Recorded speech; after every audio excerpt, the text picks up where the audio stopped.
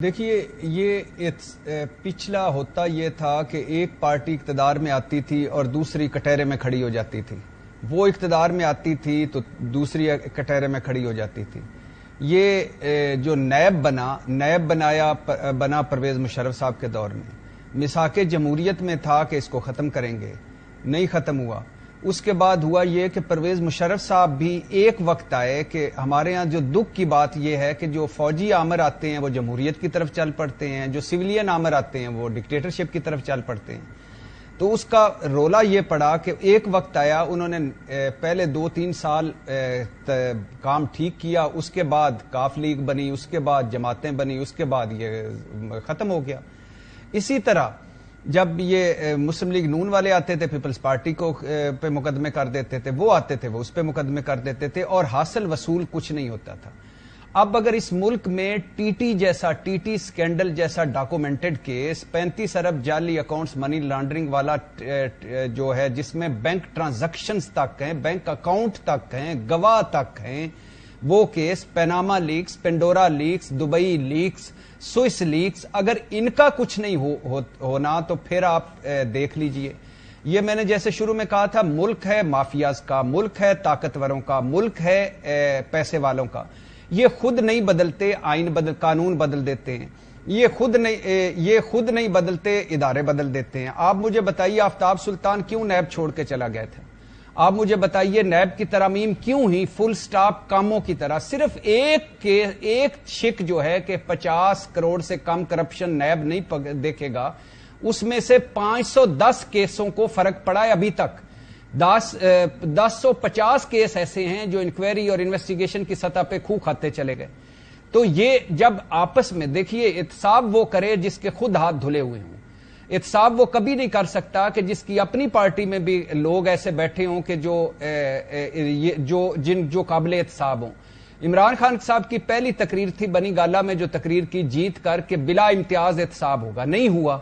کیوں نہیں ہوا؟ مانیکاز کا نہیں ہوا، گجروں کا نہیں ہوا، بزداروں کا نہیں ہوا۔ یہ جہانگیر ترین کا رپورٹ چھپی تو انہوں نے ایک نیا گروپ بنا لیا، تھن میجورٹی تھی، اور 5 رپورٹیں آئیں، ان لوگوں کو نہیں پکڑا گیا۔ اسد عمر سے سائیں عثمان بزدار تک، خسرو بختیار سے ہاشم جماں بخت تک، اور یہ سارے جو تھے جعلی امپورٹ، جعلی ایکسپورٹ، جعلی سبسڈیز نہیں لیں گئی۔ یہ جو اب ہو رہا ہے یہ کسی جماعت کے خلاف نہیں ہو رہا، یہ مافیاز کے خلاف ہو رہا ہے۔ اب آپ کے پاس آپشن کیا ہے صدف؟ آپشن آپ کے پاس یہ ہے کہ 9 مہینے کا سٹینڈ بائی معاہدہ ہے۔ آپ کا ساتھ والا بھارت، مجھے شرم آتی ہے، وہ دنیا کی 20 بڑی معیشتوں کا میزبان ہے، اور وہاں بیٹھ کر ہو رہا ہے کہ بھارت کو جوڑیں گے مڈل ایسٹ سے کوریڈور بنا کر، اور وہاں سے جوڑیں گے یورپ سے، اور وہاں سے افریقہ سے، اور 650 ارب ڈالر اس کا زر مبادلہ ہے۔ وہ روز جگتے مارتا ہے بھارتی وزیر خارجہ، روز نریندر مودی ہم پہ طنز کرتا ہے۔ آپ کے پاس آپ کیا ہے؟ وہ چاند پہ ہے، وہ سورج کی طرف چلے گئے، ہم ادھر ہی چکروں میں انہی میں پڑے ہوئے ہیں۔ تو آپشن کوئی نہیں رہ گیا۔ یہ کریک ڈاؤن، یہ آخری کریک ڈاؤن ہے، یہ نہیں کریں گے ہم پہلے ہی برباد ہوئے پڑے ہیں اور برباد ہو رہے ہیں۔ حقیقی احتساب ہو رہا ہے۔ چلیں جی حقیقی ایک جملہ، حقیقی ہو نہ ہو، لیکن خدا کے لیے یہ ملک لاوارث تو نہ ہو کہ ایک مارکیٹ میں ایک جگہ سے 190 روپے چینی، 195 دوسری میں 200، کوئی ڈالر کتنے میں بیچ رہا ہے، کوئی ہنڈی حوالہ چل رہا ہے، کوئی ذخیرہ اندوزی کر رہا ہے، کوئی کچھ کر رہا ہے۔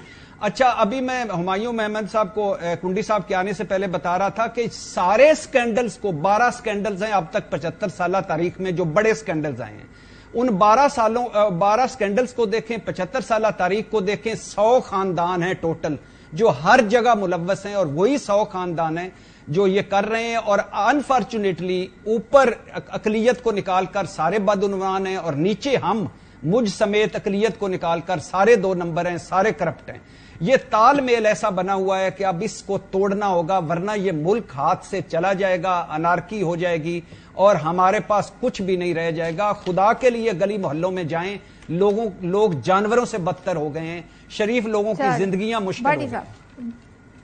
اچھا کنڈی صاحب، یہ بتائیں، بڑا آپ لوگ کہہ کر آئے تھے، ظاہر ہے آپ اتحادی حکومت کا حصہ رہے، آج آپ کیسے اس پرفارمنس سے اپنے آپ کو الگ کر سکتے ہیں جب ریاست بچانے کی بات کی گئی کہ ہم نے بڑے بڑے بولڈ فیصلے کیے، سابق وزیر اعظم جی کپڑے بیچ کر آٹا سستا کروں گا، آج وہ سب نگرانوں سے کہہ رہے ہیں جی عوام کو بجلی کے بلوں میں ریلیف دیں. یہ کون ذمہ دار ہے اس مہنگائی کا کہ عوام احتجاج کر رہے ہیں؟ بجلی کے بل ان کی سکت نہیں رہی کہ وہ بلز ادا کر سکے.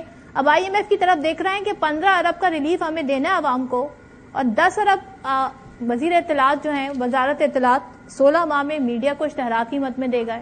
پھر بلا سود قرضے دیے جا رہے ہیں جج صاحبان کو. یہ فیصلے جی بتائیں کہ یہ کیوں کیے گئے یہ فیصلے؟ دیکھیں, پہلی بات تو یہ ہے کہ بالکل عوام کو جو ہے جو بلوں میں ریلیف ہے بالکل میں سمجھتا ہونا چاہیے. دیکھیں, مشکل فیصلے تھے, یا ملک ڈیفالٹ ہوتا یا ہم نے مشکل فیصلے لینے تھے. اب ریاست بچانے والی بات یہی تھی کہ آپ نے مشکل فیصلے لینے تھے, اور مشکل فیصلوں میں یہ تھا کہ آپ کو ٹیکس لگانا تھا. لیکن ایک اور چیز ہے جس کو ہمیں سب کو مل کر کرنا پڑے گا کہ ہماری جو ایلیٹ کلاس ہے اس کو ہمیں ٹیکس زون میں لانا پڑے گا. اس کو آج تک ہم ٹیکس زون, چاہے جو بھی حکومت تھی, ہم اس کو میجورٹی ان کو ہم ٹیکس زون میں نہیں لا سکے. اور جو مطلب ہے کہ ہم مڈل کلاس کو, تنخواہ طبقے کو, ان لوگوں کو ہم نے ٹیکس زون میں لائے, باقیوں کو ہم نہیں لا سکے. لیکن ہمیں دیکھیں جو بات پریزیڈنٹ زرداری صاحب نے کی, کیونکہ سیاستدانوں کا اپنا مفاد وابستہ ہے, شوگر ملیں ان کی ہیں, زراعت کے شعبے سے وہ وابستہ ہیں, تو وہاں پہ ٹیکس نہیں لگتے ہیں. دیکھیں کاروبار کرنا کوئی گناہ نہیں ہے, لیکن اگر میں کہتا ہوں اگر کوئی مافیاز ہیں تو اس کے خلاف بالکل, اگر میری پارٹی میں کسی اور پارٹی میں, اس کے خلاف ایکشن ہونا چاہیے.